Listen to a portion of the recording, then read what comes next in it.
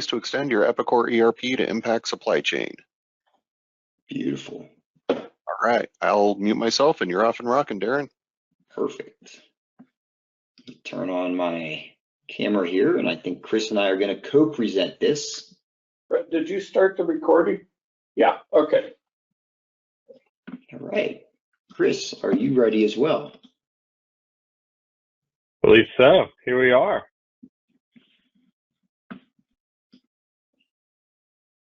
All right. Well, we'll go ahead and kick it off. So,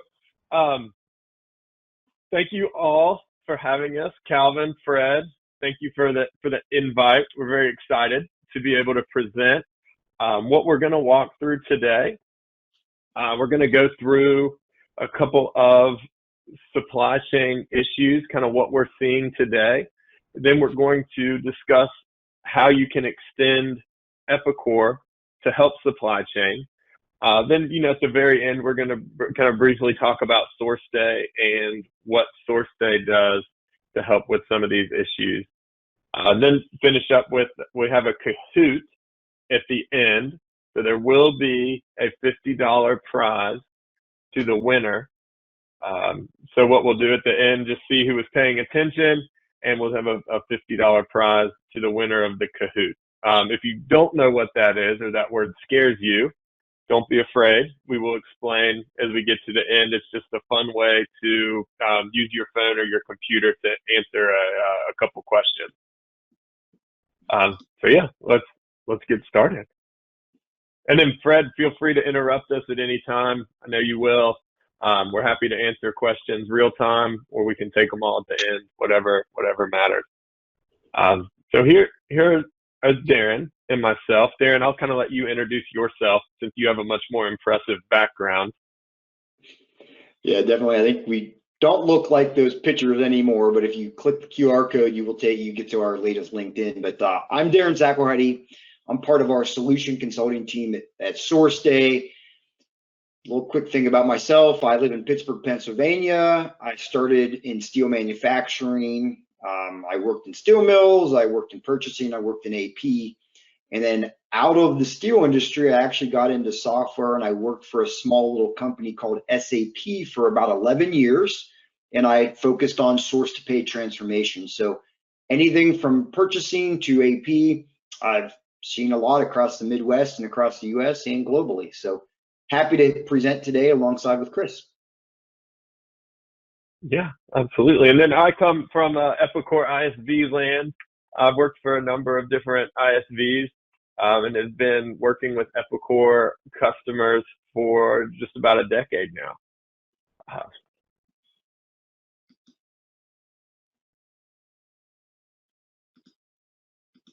So the reason that we wanted to talk about this, I think the number one issue or the number one topic at Insights this past year, if no one caught this, shame on you, it was AI. Because I think they probably said if I had a nickel for every time they said AI at Insights, I'd be a millionaire right now. But we'd say that a close second was supply chain. So I think it's a very timely conversation. We just pulled a couple news articles just around supply chain and what's going on today. The Peloton one is one that really sticks to me. I did not purchase a Peloton, and unfortunately it wasn't because of the 9-month wait time. It was the price tag, but the 9-month wait time didn't help. And they were able to sell used Pelotons for more than new Pelotons because of that, which I just thought was absolutely absurd. But just in the news, supply chain is a very hot topic, and so that's why we wanted to walk through this today. Yeah, and just to add here is COVID really brought light to supply chain. It made things like supply chain become a big conversation at the board level, which obviously we're going to talk about 4 ways to take Epicor and help to impact your supply chain. So what are some of the big issues? more than half of your purchase orders are going to change. And what does that mean? That that information needs to be inside of Epicor. That information needs to be tracked so that you're able to have accurate data. And we'll keep rolling through these. And so, 1/3 of your parts aren't going to arrive on time, but this next slide is important. Just a teaser. You're going to need every part. So if you're listening for the Kahoot, this is an important slide. Just keep going. And so what happens, and we'll talk about this when we talk about a digital thread of communication, but bad PO data, it triggers a domino effect. When that first domino falls over, a lot of things can happen. There's a lot of costly outcomes, and it's not just what you see on the screen. There's a lot of other things like employee satisfaction, being a good customer to your suppliers and vendors. And so that's why we wanted to talk about a couple of things that we can do to help, or a couple of things that you can do to help extend Epicor to the ERP or to the supply chain. Perfect. So I'm going to take the next couple here and have some conversations. If you think about how can you correct what's causing that domino effect, the parts to be late and not show up and impact production, there's 4 big things. They're all interrelated, but the very first one, if you don't have alignment and accountability with your suppliers, everything Kris just talked about is impacted. And that's where POs are changing 50+% of the time. So, half the PO lines are changing, and they're changing upwards of 3 times. If you don't have that alignment in digital communication back into Epicor is running blind. And the example I really like to use is the fact that anybody that travels, now we're going to say Wi-Fi on the plane aside, which sometimes is hit or miss, but the minute you get on the plane and you turn your phone into airplane mode, you're really cut off from the outside world. You're cut off from friends and family. You can't make plans. You don't get updates. Like, you really don't know what's happening. And the example I like to use of number one of getting a digital thread of information into the ERP, into Epicor, is Epicor a lot of times is in airplane mode. You have everything that's operating great inside of Epicor, from financials and maybe some other planning and production and sales management, the S&OP process. But what is happening is you're in airplane mode for external vendors. So that information of getting input back into Epicor, it's not there. And there is an impact of not having that digital communication. And what that means is a lot of times MRP or your APS process, you don't trust it. You don't have the accuracy in the inputs to understand that, should we actually be ordering more? Should we be expediting orders and moving orders in? Should we be pushing orders out or canceling things because we don't need them? So because of number one, if you don't have that communication, that update, and that alignment and accountability with your suppliers, MRP usually doesn't have as much trust in the organization. Now, the MRP, we're not going to get into an MRP discussion here, but there's a lot of inputs to the MRP APS process. You have forecast sales, you have production and inventory, and then also you have your planned materials. So you need to know what you need to make or buy in order to meet customer demand or inventory levels. Now, when we think about the POs that are changing, if you're not getting that digital communication and alignment and accountability with your suppliers, well, Epicor doesn't, it's in airplane mode. And I always like to say, throughout this process, there's going to be some impact that's going to cause, things to change in the plan. It could be sales orders change. It could be, labor shortages or labor issues that change, production. A lot of times it's the supplier, as we saw from the data, that has the issue. So what's happening is if you don't have that digital thread of information and you don't have that alignment with your suppliers, there's an impact all the way up where basically your MRP or APS, it's an infeasible plan from the beginning. So we always like to say, if you're in airplane mode, it's not really good to use Uber. Uber doesn't work. If you're in airplane mode, you can't really text people. So think about this as airplane mode, your GPS isn't going to work. MRP, it's your GPS. It's trying to tell you what to do. It's trying to show you where to go. So again, we really like to say you have to have the most accurate, up-to-date information in Epicor in order for Epicor to be optimized.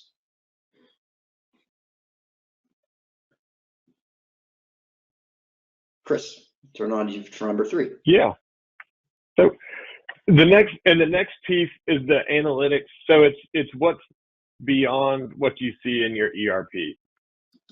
So the reason this is important, and this is one of my favorite slides, is hopefully this doesn't look too familiar, but back in the day you wouldn't know, or you wouldn't get any feedback until after the event has already happened.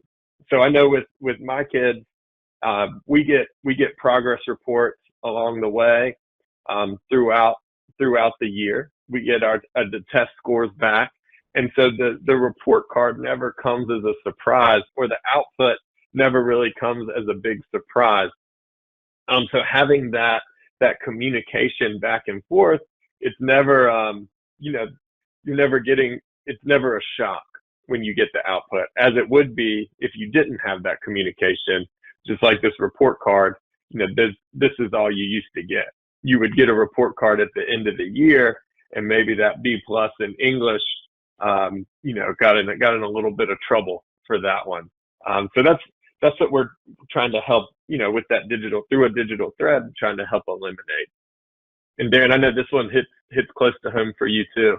So yeah, I like to use this as, a lot of times, and again, inside of the 4 walls of Epicor, you have information, you have good data, but if you're not connected to your supplier in real time with being able to provide real-time analytics and insights, it's a little bit like this. And I say, my daughter's 11. I literally know at any given moment I can log in and I can see what assignments she has, the grades on those assignments, what is missing, what's upcoming.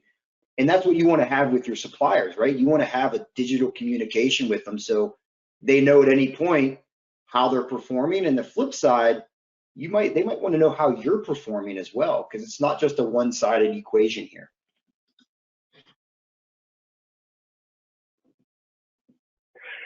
So then the last piece to this is around the invoicing. And so when you go through that invoicing process, it can be a 3 or 4 step process of different documents that you're trying to match. And without having that communication, without having that MRP alignment and those additional analytics, those purchase orders are going to mess up that invoicing process.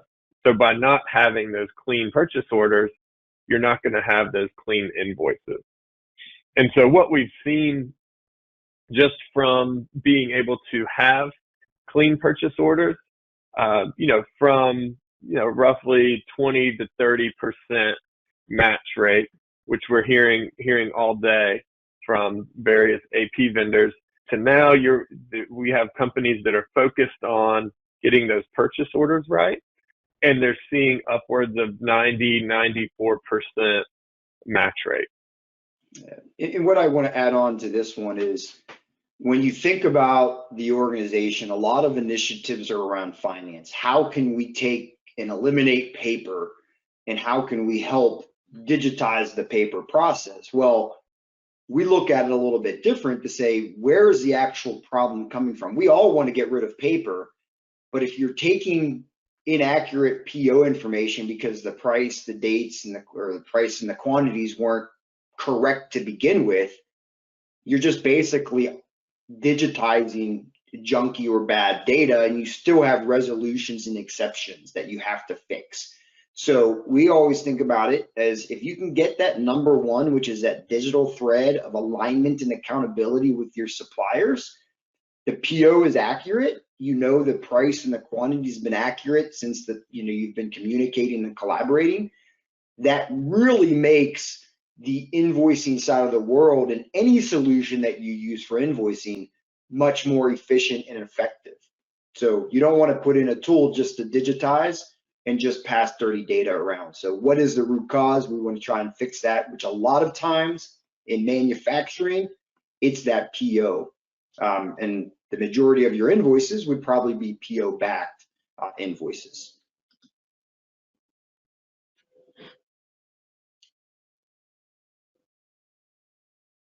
So All right.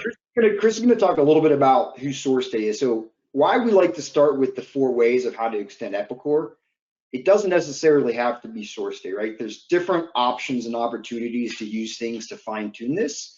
I think what you want to understand is there's different things that they don't always course correct all those things we talked about. So, is a prime example, if you just use complete EDI, it's a pass-through. It's a pass-through of data. It doesn't really, allow for collaboration. But if your business doesn't need collaboration, that might be perfectly fine. So we're going to talk a little bit about where we fit in and the customers and the profiles of the customers that we help.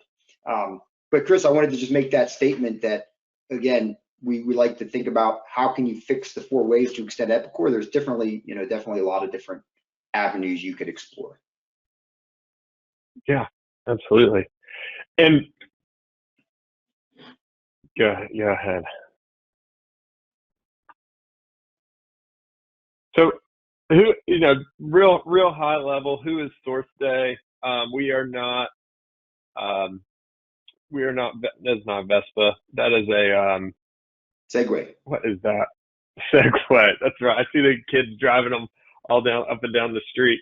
So SourceDay is not a Segway, but our co-founder and some of our employees came from the manufacturing plant that created that box in the front, that box that made the Segway go.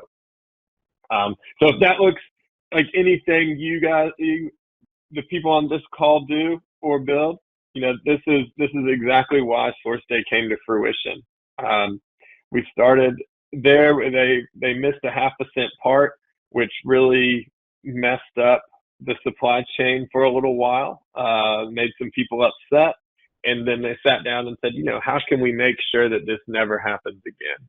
How can we create that digital thread of communication so that we have those different avenues so that we know we're not going to miss anything? And so for the next slide, right now, Epicor is sitting there. It's fantastic for a lot of key stakeholders. And you'll see there's a lot of noise on this slide. So Epicor is fantastic for a lot of key shareholders, key stakeholders. It's your company. It's a great place to log in and get just about any piece of information that you need to correctly run, and manage your business, different business units. And so what happens is the suppliers are a key stakeholder that are not linked in, and probably one of the most important. And so where SourceDay fits in is in between Epicor and your suppliers. And you'll see that with SourceDay also eliminates a lot of that noise that comes from, the emails and the spreadsheets and the phone calls. And Daren, was there anything you wanted to add? No, I think, and again, when you think about the 4 ways of extending, if Epicor is in airplane mode, that Suppliers is still sitting out there and you're only getting updates in a manual fashion. So I think that should resonate with the group. I wanted to take what Kris just showed and take it one level deeper, just again, so you can understand how we can get alignment and accountability between your buyers and suppliers. But again, it's not just about buyer efficiencies and giving buyers a tool. It's how does this connection and digital thread of information impact the rest of the organization from planning, production, customer delivery.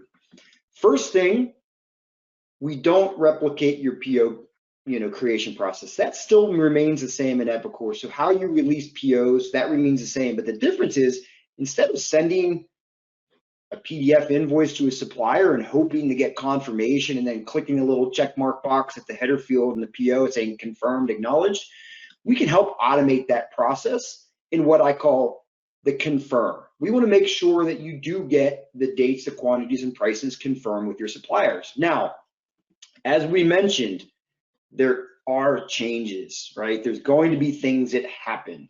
Now, you want to make sure that that continuous alignment is happening between, your organization and buyers.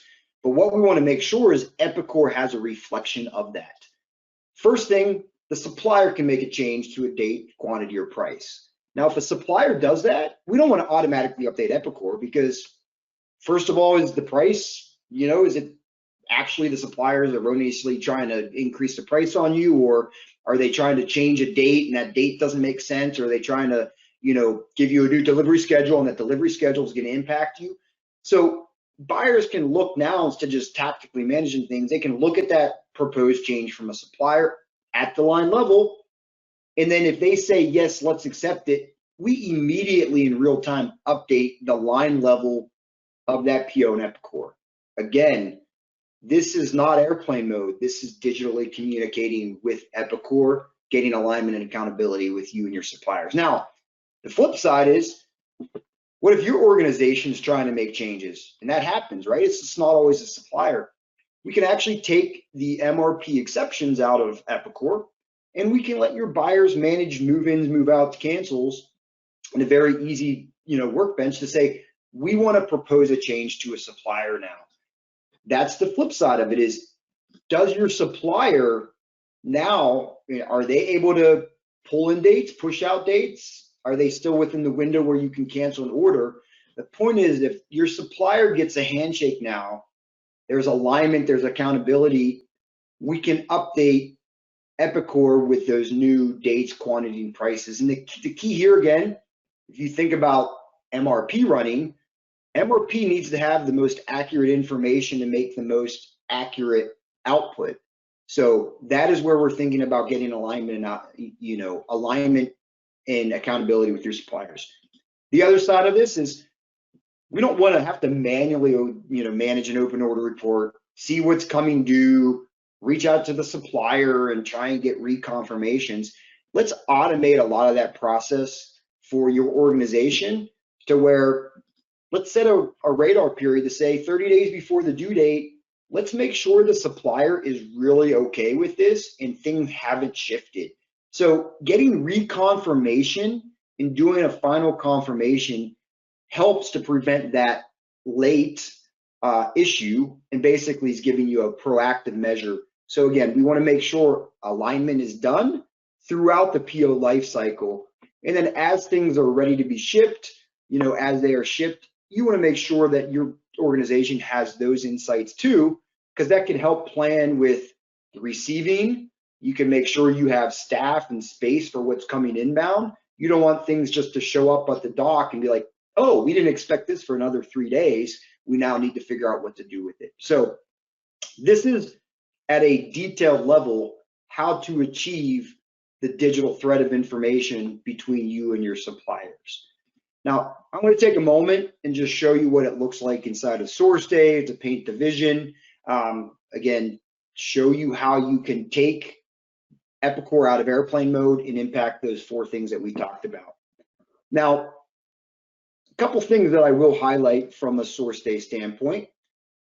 Inside of SourceDay, the big thing when we think about coming out of Epicor and trying to, use another platform to manage some of these, we're not getting rid of Epicor. Epicor is still going to have a purpose and a place for this, but this is trying to help get alignment with your buyers. This is the buyer side of SourceDay. There's a mirror image for a supplier. Kris will talk about that here in a moment, but the mirror image for the supplier gives you a shared digital connection to be able to look at real-time information. This is what I like to call the live open order report. It is showing you the status of every one of those PO lines, reflecting the status from Epicor, reflecting the status that the supplier gave you, or reflecting the status that, you know, in this case, maybe I, the buyer, actually asked to request a change. Couple things that I'll highlight. We make it very easy for buyers to cross-share information. We're not looking at just one buyer snapshot at a time. Buyers can look here. It's a shared workbench. We can look across different multiple sites as well. So if you're operating with sites or different business units and you have buyers that work across those, we give you one place to view all that. Now, a couple other data points that I'll show here. When we talk about getting alignment and accountability with your suppliers, as things change, you want to make sure that you can review those and you can see those deviations that the supplier might be throwing at you and quickly take action. So being able to come in at the line level and either accept or counter propose to a supplier's change. What this is saying though is the minute that we accept and we confirm, Epicor knows this information. Epicor now has the new date. If there's a price change, it has the new price, new quantity. So MRP runs, APS runs, it knows that information. As other people are using Epicor for production and planning, they have that latest information. The flip side of it is, what if MRP is giving us some signal? MRP is telling us, hey, you need to move out these dates because we don't need this. We actually canceled a sales order. We have extra inventory. We can push these out. We don't need them. Instead of trying to manage exceptions one at a time and then, you know, do those inside of your buyer workbench or inside of, Epicor, which makes it difficult to get that communication out, easily isolating what needs to be moved in, moved out, canceled, or actioned can all be done within SourceDay. So this is extending that digital thread that if I say I'm going to request this change, what's going to happen? We're going to tell the supplier, can you move this date in? Can you expedite this order? So again, creating that digital loop, digital thread of information. If the supplier says yes, let's update Epicor with that new pull-in date, and now MRP runs again, it has that information. So that is really what we're trying to achieve. The last thing that I'll highlight is the fact we talked about real-time analytics. How can we get real-time analytics and scorecards from your suppliers to see how responsive are they? You know, it's actually taking 2 hours to respond to order acknowledgements. In my demo, we do it immediately, so we always are really great. But we want to look at things, are you getting things on time? And is there a PO price variance that's happening from price shifts? Getting real-time information is important. Epicor has a lot of great data that it could provide from inside of there. But again, we're extending this and trying to say, what can we get that you don't have? One example is, let's take a look to see how many times a supplier is moving out dates on us. Is it impacting a lot of PO lines? We want to know about that. Maybe set up a corrective action, a conversation with that supplier. And ultimately as well, it might not be just the supplier. This could be something that is actually a buyer-driven change. And maybe we need to understand, are there master data setups that we have to do in Epicor to say, well, you know what? We need to redo our planning parameters and change some of the, Epicor, maybe days of supply or, lead time, transit times, things like that. This could isolate master data issues that you might have. So that being said, I wanted to give you a little snippet to understand how that we actually do that. I'm going to turn back to Kris to close up some of the conversation about how do we make this reality. Before you do, gents, Okay. got a comment or question from Randy Holdner. We have a problem within our company of updating those line item costs at the time of receipt. We can order something 3 months ago, but the turbulence of the price of steel can cause a manufacturing variance and cause margin headaches on sales orders when we receive it today without getting an update on that cost. And I think that's something that you guys are tracking and communicating, and you would get that notification back into Epicor, right? Yeah, so that's definitely part of that, Fred. And then the other part is with the reconfirmation, because again, if you're buying a lot of raw materials and they're tied to like, an indice or some type of, commodity pricing, a lot of times that reconfirmation, which might happen right before the time of shipment, the supplier can update and say, here's the actual price at time of shipment, and that can update the PO before you're having those receipt discrepancies. So there's different ways we can handle it, but you're spot on, Fred. Thank you.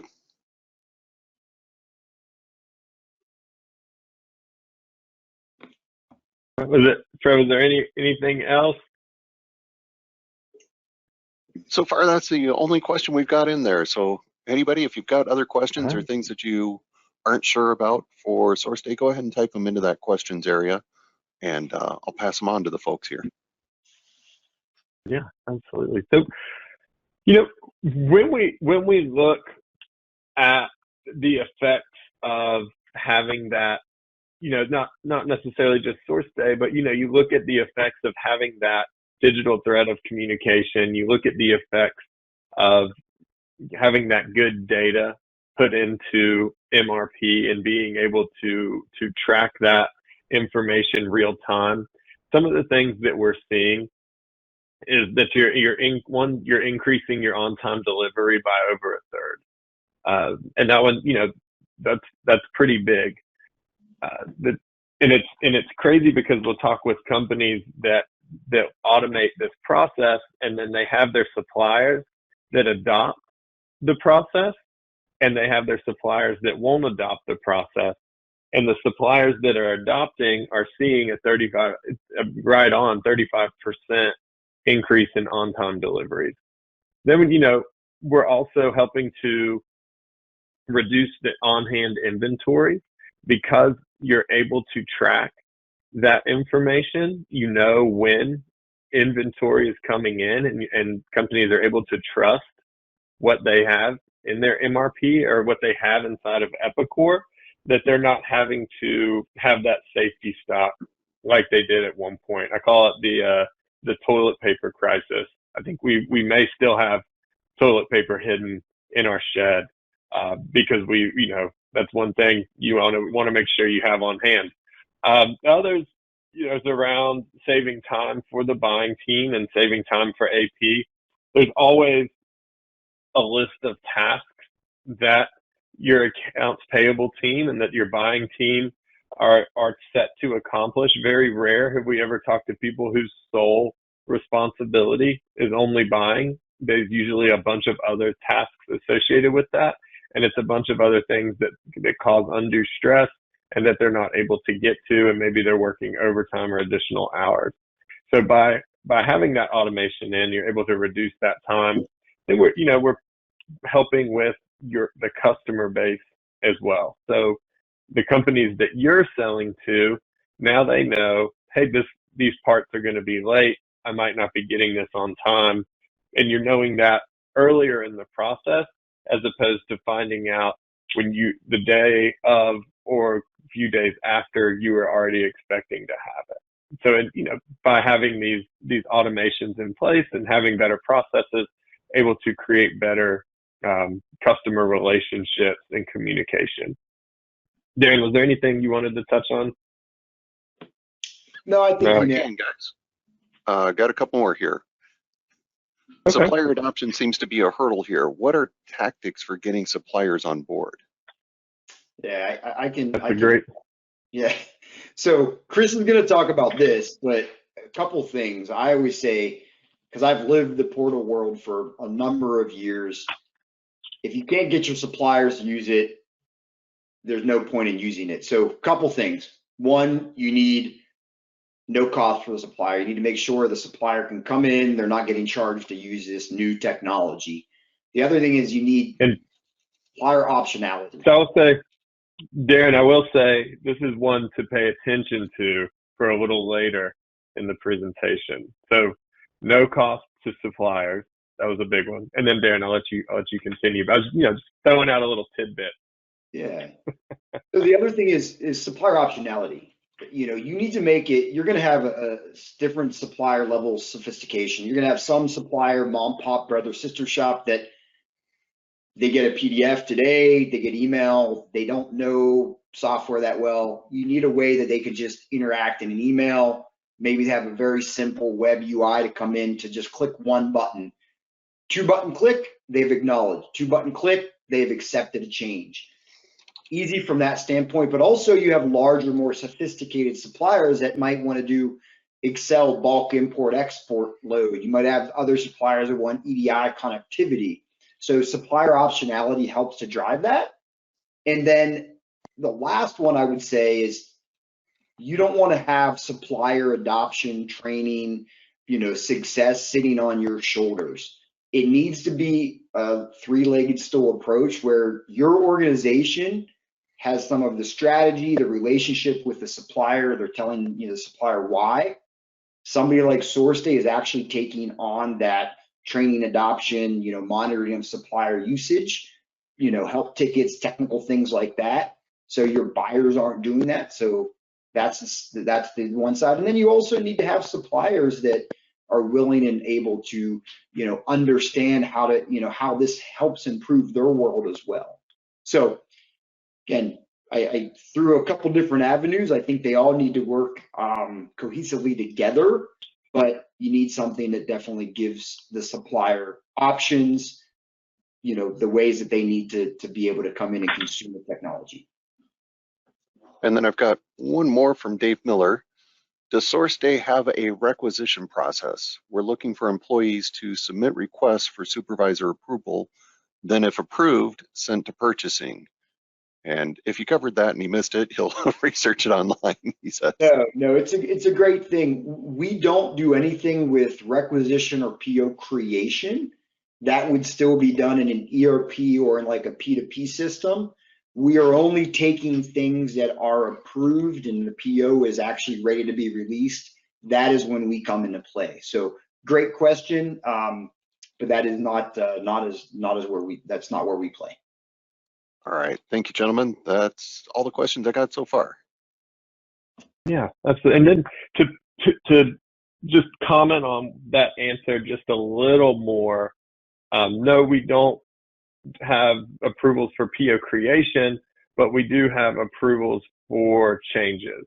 So if your supplier makes a change on the purchase order, we're not going to update Epicor until that's been reviewed and approved by your team and by your process that you have set up within Epicor. So I'm not sure if that was part of the question or not, but there are approvals. We're not just bulk updating. We're waiting until that has been reviewed and approved. So to go along with the supplier piece, my wonderful wife made this graphic. I just copy and pasted over a green bottle of sauce, and she told me that looked absolutely terrible. So she made this for me. What have we seen? So we're seeing over a 90% adoption from suppliers in the SourceDay platform. And why are we seeing that? And that's what we call our secret sauce. So by being able to have a solution that there's no cost to suppliers, we have a little comment from a supplier below. It's just sent over the other day. So, saying that SourceDay is one of the best to navigate through. We have success stories of suppliers on our website, and they don't even pay us. And they're sending in their success stories. But being no cost to suppliers and being able to provide that support, that training, and those trouble tickets, that's a big piece. The other is around that supplier optionality. So having different avenues depending on what the supplier is used to. So having that, and then what we're able to do is all of that mixes together to form our secret sauce so that we're able to have that 70% supplier adoption guarantee within the first year. So hopefully that shed a little more light on the supplier piece. Very timely question, might I add. Kris, I made you the presenter so you can take it on home. All right. So I need to, hopefully I won't have to restart my computer. Let's see if this works. Oh, I will. I'm going to have to, I will be, Darren, is there another slide? And I'm going to jump out real quick Yeah, unless, do to you come want back. Kahoot right in our deck or not? Let me see. I think you have to log in Okay. to it. Well, you need to make me the presenter again, and then I'll share our last slide while you get the question up. Yeah, I will pull those right up.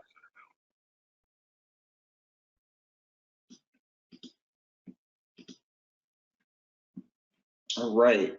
Well, so you should be able to see our last slide. Kris is going to pull up the Kahoot, which is just a little interactive survey. If you want to talk to us more, we have our LinkedIn profiles here. Again, we hope it was very beneficial what we presented. And again, there's crawl, walk, run ways to do this. It's not always, you need to plug in a portal and that solves the problem. Sometimes it is master data updates. Like there's ways that you might need to clean up some of your master data or your vendor list prior to doing a project. So there are things, if you talk to Codabears, if you talk to SourceDay, like there's things that you can do in incremental changes to start to make these other things more effective. So always happy to talk supply chain and source to pay technologies, but I'm going to leave it to Kris. He's back here and he can now see somebody, hopefully somebody can win $50 here. All right, let's do it. Make sure.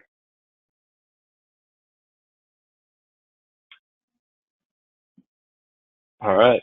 So, can everyone see my Kahoot screen? So, unfortunately, only the first 50 people will be able to play.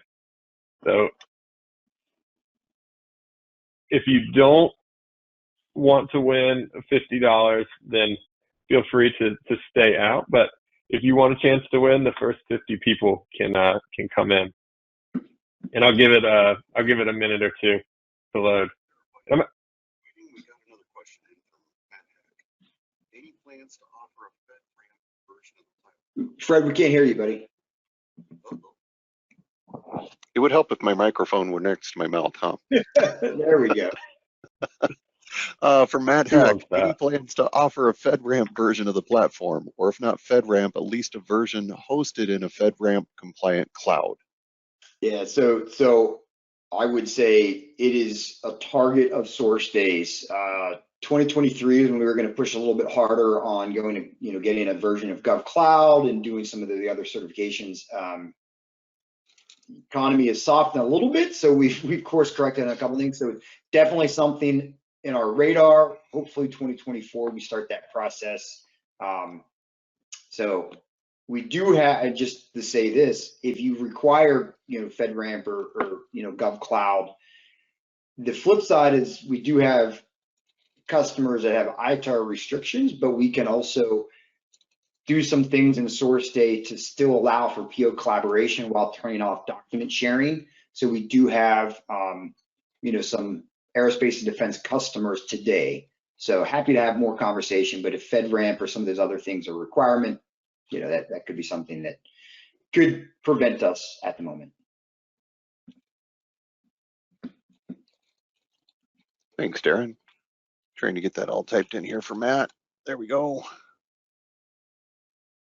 I'm loving these emojis that we're getting on here. This is great. So I'll give it another minute or two before we kick the game off, because it looks like people are kind of steadily filing in. We have 24 at the moment, so we're halfway.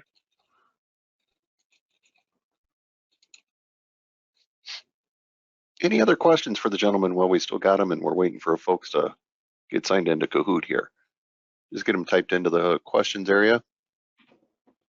Or if there's a question that we didn't get completely answered, let us know and we'll do our best for it.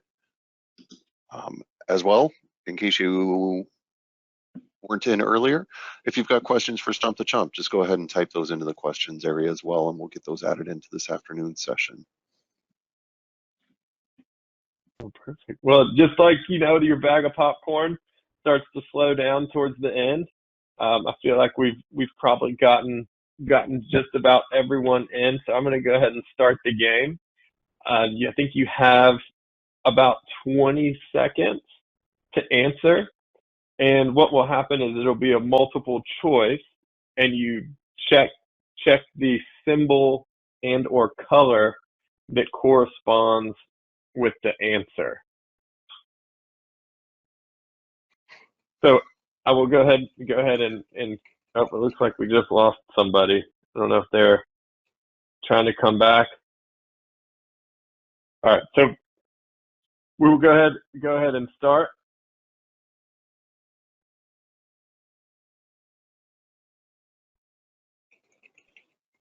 So the very first question is, what percentage of parts do your customers need? We have the red triangle is 100, the yellow circle is 50, the blue diamond 25, or the 75% is the green square. There are a lot of parts on this screen. Oh, it looks like everyone, almost everyone got it. 100%. So your customers need all of their parts to be successful.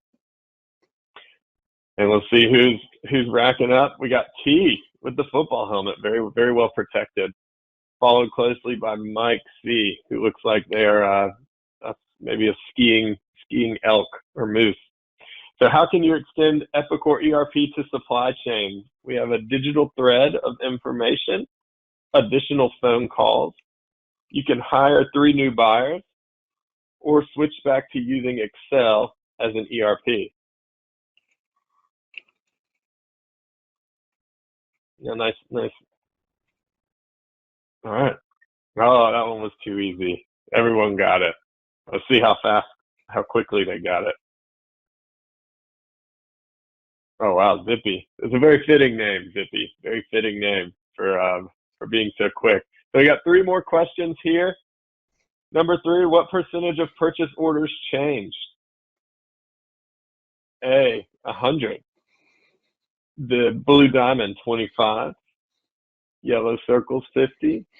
And the green square is 75. And this, like everyone's got their answer. This does not reflect your purchase order. This is on general, what we track in SourceDay. You might have 100% in your world. That is true. So whoever the 2 people that answered the red triangle, reach out to us. We can help.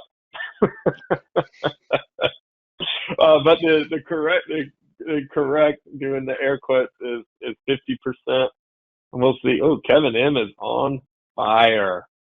Justin not far behind on the phone line, and Dano. All right, let's see. The next question. What is SourceDay's secret sauce? We have a 70% supplier adoption, supplier optionality, no cost to suppliers, or all of the above. It looks like we got everyone in. All right, let's see what happens here. We're waiting with bated breath. Oh man, some people got, I'm guessing Zippy was a little too quick on the draw. Let's see, Dano. There we go. All right, we got David E. We have me. So me, I looks like I'm doing well, and I haven't even answered a question yet, so I'll take it. Then the last question, this one is going to be really serious, so be careful how you answer it. Who has the best beard? Is it going to be Fred? Is it going to be Chris Papilli, Santa Claus, or Calvin? So be very careful how you answer. See, this one's actually, people are slowly rolling in. I feel a lot of people are wary of this one. What is that? Yeah, but you said it was multiple choice. Oh man, Calvin, me and you, we're neck and neck. but it looks like Fred is the ultimate winner, and you know, Santa Claus, a poor guy. So the best part, that one, no one got that answer wrong, unless you voted for me. That would be the. But David E in third, Dan O in second, first place. Drum roll, please. Butterfly. All right. Now and then Zippy and Justin. So Butterfly, if you don't mind just sending some sort of information to Fred or Calvin so that we can send you an Amazon gift card or Venmo or PayPal for the $50 prize. So however you prefer to do it. But congratulations, guys. I hope that was fun, a fun way to end our session today.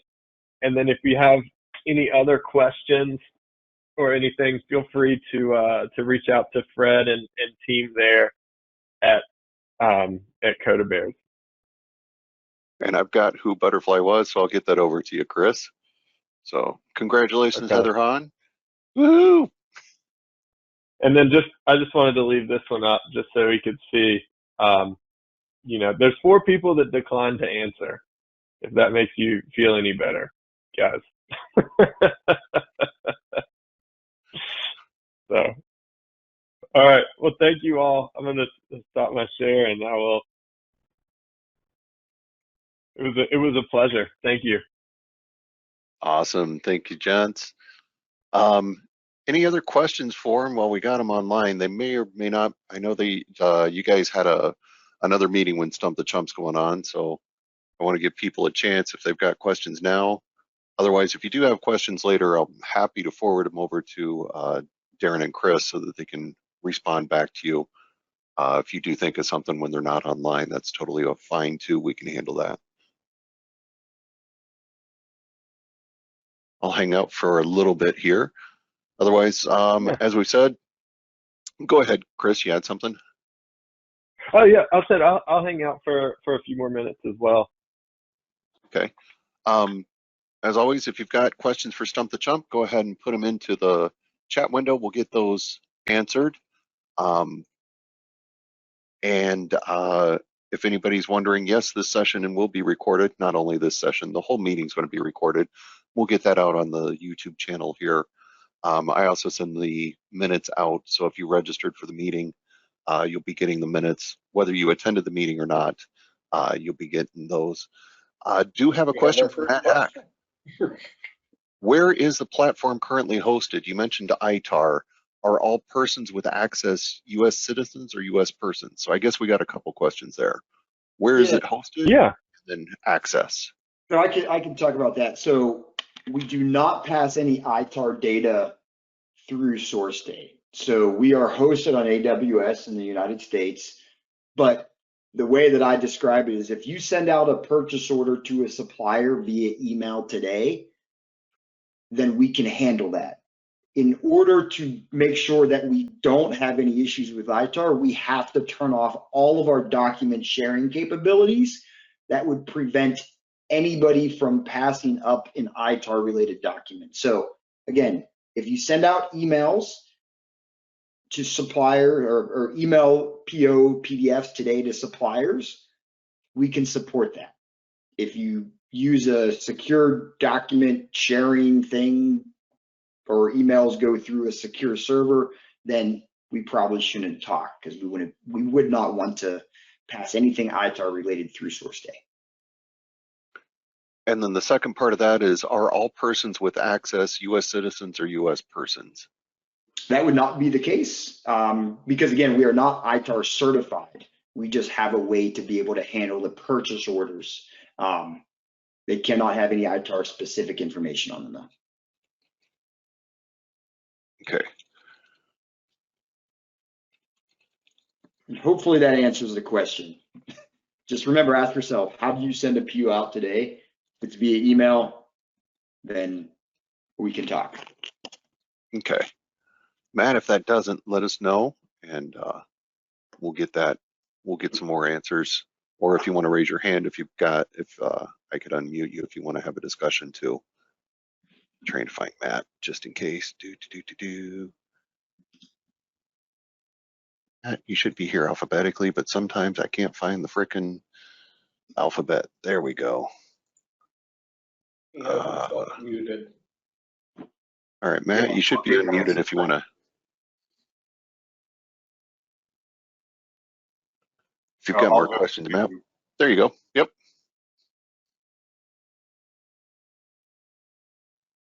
All right. Anybody else with other questions? Give it a few more seconds here.